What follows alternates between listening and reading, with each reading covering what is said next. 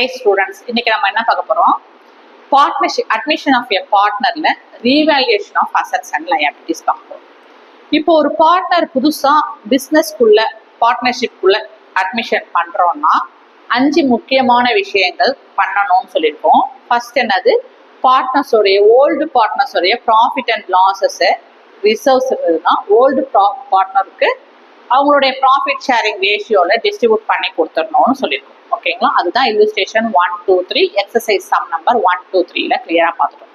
இப்போ second step, ஒரு person பார்ட்னரா பிசினஸ்க்குள்ள admit ஆகுறாரு பார்ட்னர்ஷிப் ஃபார்ம்லன்னா ரெண்டாவது ஸ்டெப் என்ன பண்ணணும்னு பாத்தீங்கன்னாக்க அசெட்ஸ் அண்ட் லயபிலிட்டிஸை ரீவேல்யூவேட் பண்ணணும். ஏன் பண்ணணும்னா என்னென்ன ரீசன்ட்டு ஒரு 2 எக்ஸாம்பிளோட உங்களுக்கு கிளியரா சொல்லிடுறேன்.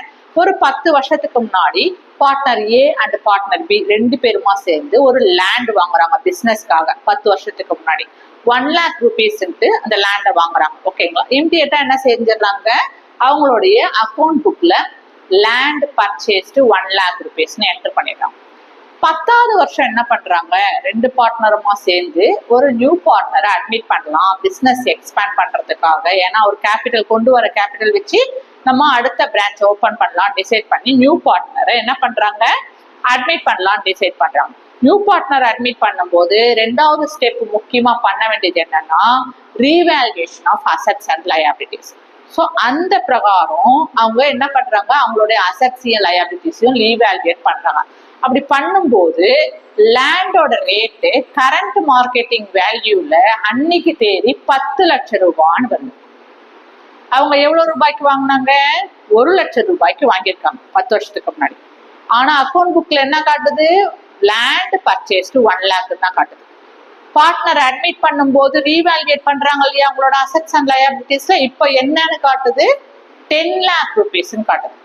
ஸோ அசெட் வேல்யூ என்ன ஆயிருக்கு, 9 lakh rupees இன்க்ரீஸ் ஆயிருக்கு. ப்ராஃபிட் கிடைச்சு 1 lakhல இருந்து 9 lakh rupees லேண்டோட ரேட் 10 வருஷத்துல 10 lakh rupees இன்க்ரீஸ் ஆயிருக்கு. ஓகேங்களா, ஸோ அசெட் இன்க்ரீஸ் ஆனா ப்ராஃபிட்.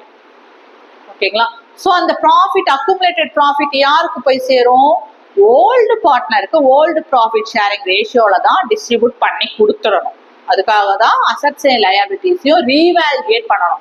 இப்போ ஒரு பார்ட்னர் புதுசா வராரு, ரீவேல்யூவேட் பண்ணாமே போறாரு, ஒரு 5 வருஷம் கழிச்சு அவர் என்ன செய்யறாரு, நியூ பார்ட்னர் நான் வித்ட்ரா பண்ணிக்கிறேன், நான் போறேன் பார்ட்னர்ஷிப் போட்டு, எனக்கு பார்ட்னர்ஷிப் வேண்டாம்னு முடிவு பண்ணிட்டாங்கன்னா அவங்க 10 இயர்ஸ்னா அப்போ 5 இயர்ஸ் கழிச்சு அவர் வெளில போறாருன்னா 15 இயர்ஸ் கழிச்சு அந்த லேண்டோட ரேட் என்ன ஆயிடும், 15 lakhs கூட போகலாம், 20 lakhs கூட போகலாம். ஓகேங்களா, லேண்ட்ல பணம் போட்டோம்னா என்ன ஆகாது, இன்க்ரீஸ் தான் ஆகுமே தவிர டிக்ரீஸ் ஆகாது. ஸோ 15 lakh rupees அன்னைக்கு அந்த பார்ட்னர் வெளியில போகும்போது டிஸ்ட்ரிபியூட் பண்றாங்க, ஓல்டு பார்ட்னர் கணக்குல டிஸ்ட்ரிபியூட் பண்றாங்கன்னா அவரு பணம் போடாமையே 2 பார்ட்னர் தான் என்ன பண்ணிருக்காங்க, ஈக்குவலா ஷேர் பண்ணி ஒரு லேண்டை வாங்கியிருக்காங்க. இப்போ நியூ பார்ட்னர் வரும்போது அந்த ரீவேல்யூஷன் பண்ணிடணும் அசெட்ஸ் அண்ட் லயபிலிட்டிஸ். பண்ணாமையே அப்படியே அவரை ஜாயின் பண்ணிட்டு அந்த கேபிட்டல் யூஸ் பண்ணி இன்னொரு பிரான்ச் ஓபன் பண்ணி ஒரு 5 வருஷம் கழிச்சு அவர் வெளில போறோம் போது அன்னைக்கு அவர் என்ன கேட்பாரு, அந்த லேண்ட்ல இருந்து எனக்கு பங்கு கொடுங்க.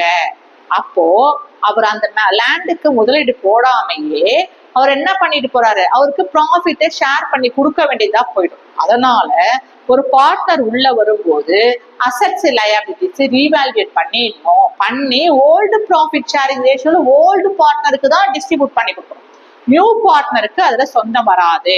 ஓகேங்களா, அப்படி வரும்போது இப்ப இந்த லேண்ட் 10 lakh rupees ஆயிடுச்சுங்களா, அப்ப 9 lakh rupees ப்ராஃபிட் கிடைச்சிருக்கா, அந்த accumulated profit old profit sharing ரேஷியோல டிஸ்ட்ரிபியூட் பண்ணி கொடுத்துடுறோம் ஓல்டு பார்ட்னருக்கு. அவங்க எப்படி பிரிச்சிருக்காங்க இது வரைக்கும், சே ஃபார் எக்ஸாம்பிள் ஆஃப் 50-50 அவங்களோட ப்ராஃபிட்டையும் ஷேரையும் ஈக்குவலா டிவைட் பண்ணிருக்காங்க. அப்போ 9 lakh rupees ப்ராஃபிட் கிடைச்சிருக்குன்னா எவ்வளவு இருக்காங்க, பார்ட்னர் ஏவோட கேபிட்டலுக்கு 4,50,000 பார்ட்னர் பியோட கேபிட்டலுக்கு 4,50,000 டிஸ்ட்ரிபியூட் பண்ணி கொடுத்துட்டு புதுசா தான் என்ன பண்ணணும், ரீகான்ஸ்டியூட் பண்ணணும். இந்த பார்ட்னரும் இந்த ஒர்க் எல்லாம் முடிச்சுட்டு தான் என்ன செய்யணும், இந்த பார்ட்னரை அட்மிட் பண்ணி புதுசா ரீகான்ஸ்டியூட் பண்ணி நியூ ப்ராஃபிட் ஷேரிங் ரேஷியோ போட்டு கொண்டு வரணும். இது ஒரு எக்ஸாம்பிள். இன்னொரு எக்ஸாம்பிள் என்னன்னா 10 வருஷத்துக்கு முன்னாடி ஏ அண்ட் பிங்கிற பார்ட்னர் என்ன பண்றாங்க, ஒரு மெஷினரி வாங்குறாங்க.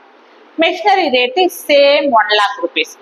உடனே வாங்கின உடனே அக்கௌண்ட்ஸ் புக்ல என்ன எழுதிடுறாங்க, மெஷினரி பர்ச்சேஸ்டு 1 lakh rupeesனு எழுதுறாங்க. மெஷினரிங்கிறது என்னது? மெஷின்ங்கிறது அசட் அக்கௌண்ட். ஓகேங்களா? ஸோ அந்த மெஷினோட வேல்யூ என்ன? லைஃப் டைம் என்ன? 10 years. நல்லா கவனிக்கணுங்க. மெஷினோட வேல்யூ 10 years. மெஷின் எவ்வளோக்கு வாங்கியிருக்காங்க? 1 lakh rupees. அது எங்க சேரும்? அசட் அக்கௌண்ட்டை சேரும். ஸோ 9th year அவங்க என்ன டிசைட் பண்றாங்க? ஒரு நியூ பார்ட்னரை அட்மிட் பண்ணலாம் டிசைட் பண்றாங்க. ஓகேங்களா? எதுக்காகனா சேம் பிசினஸ் எக்ஸ்பேண்ட் பண்றதுக்காக. அப்போ நியூ பார்ட்னரை பிசினஸ்ல அட்மிட் பண்ணும் போது அவங்களுடைய அசட் அண்ட் லயபிலிட்டிஸை ரீவேல்யூட் பண்றாங்க. அன்னைக்கு கரண்ட் மார்க்கெட்டிங் ரேட்டுக்கு என்னென்ன விலையில போகுது அப்படின்னு பண்ணும்போது அந்த மெஷின் வந்து 10,000 rupees காட்டுது. ஏன்னா அந்த மெஷின் வந்து 1 lakh rupees வாங்கினாங்களா, லைஃப் டைம் எவ்வளோ? 10 years. 1 lakh divided by 10 years cancel பண்ணா ஒரு வருஷத்துக்கு 10,000 ரூபாய் டிப்ரிசியேஷன் தேய்மான கணக்குல போயிடுது.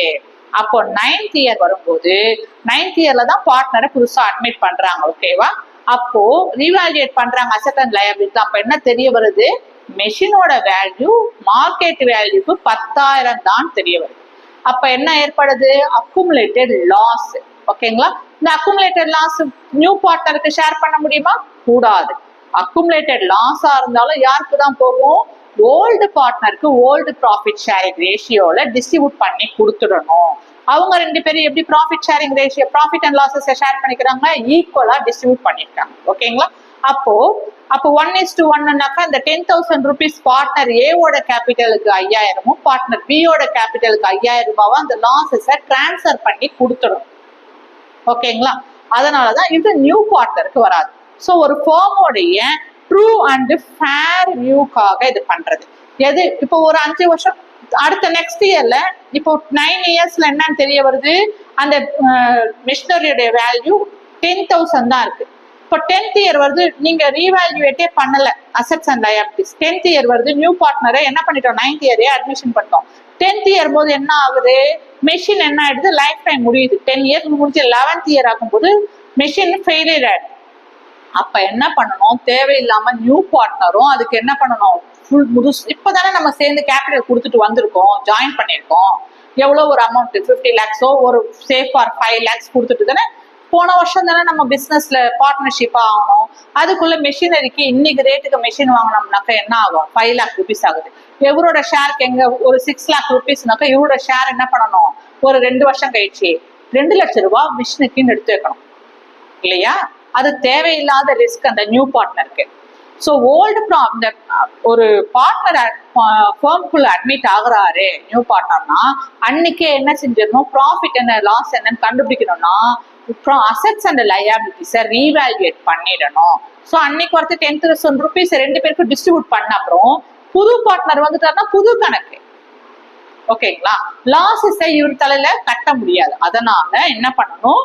ப்ராஃபிட் அண்ட் அசெட்ஸ் அண்ட் லயபிலிட்டிஸை ரீவேல்யூட் பண்ணணும் ஒரு பார்ட்னர் நியூ அட்மிட் ஆனா. தேங்க்யூ.